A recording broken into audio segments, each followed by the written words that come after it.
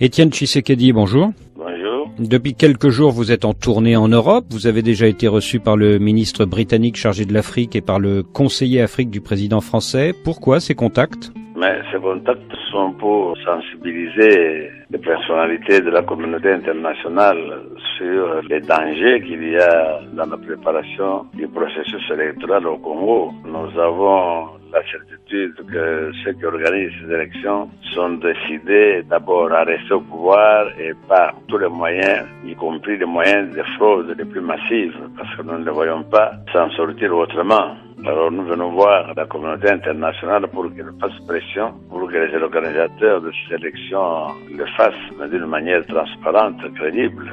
Alors c'est vrai que les bailleurs de fonds vont financer les élections à hauteur de plusieurs centaines de millions d'euros, mais s'il y a fraude, à votre avis, est-ce que ce sera plutôt sur les listes ou sur les PV? Ils ont fixé la date limite d'inscription, donc de l'enrôlement, au 30 juin prochain. C'est encore un moyen certain pour frauder.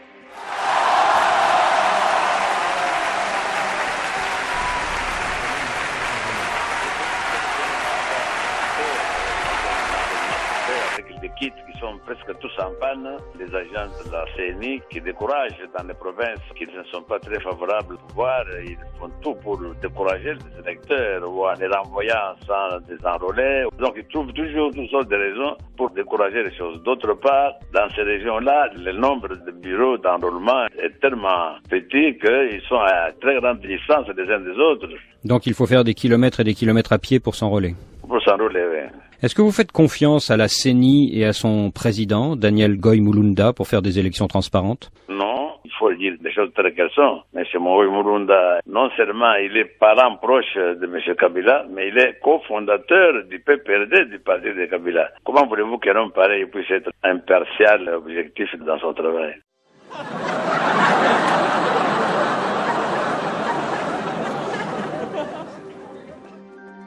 Vous avez boycotté le précédent scrutin. Est-ce que vous ne craignez pas que certains vous aient oublié?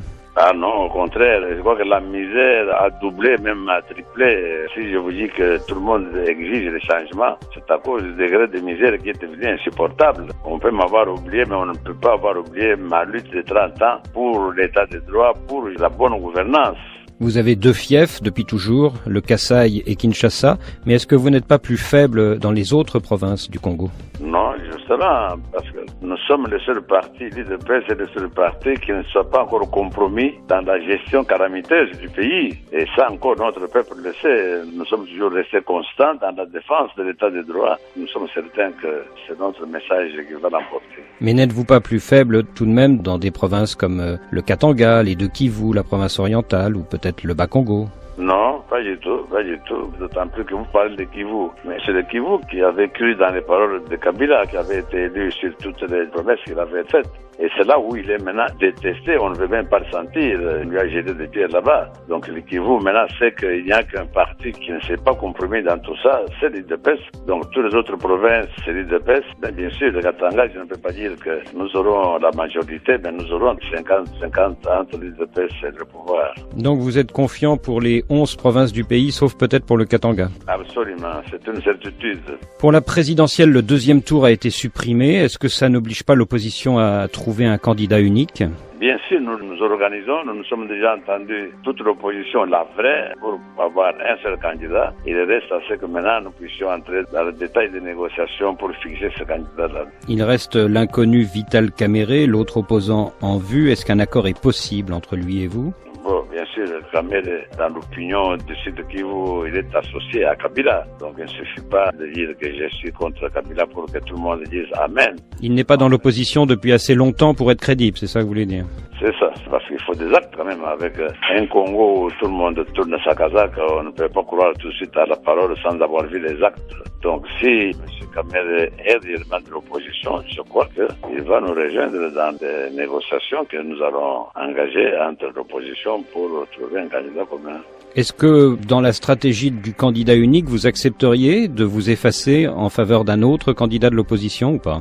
Bon, au moment où nous parlons, je vous informe déjà qu'une quinzaine de partis d'opposition ont déjà formé une plateforme qu'ils appellent Tshisekedi président. Tshisekedi président. Oui, donc 15 partis politiques qui ne posaient aucune condition et font campagne pour ça. Je ne sais pas si on peut se passer d'un tel capital quand on a lutté 30 ans dans son pays.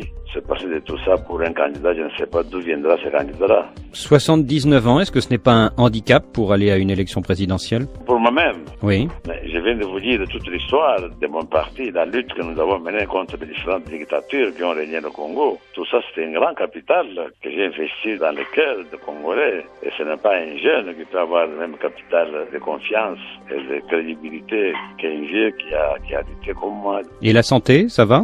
La santé va bien, malgré cet âge-là que vous dites là, la santé va très bien, il n'y a pas de problème. Étienne Tshisekedi, merci.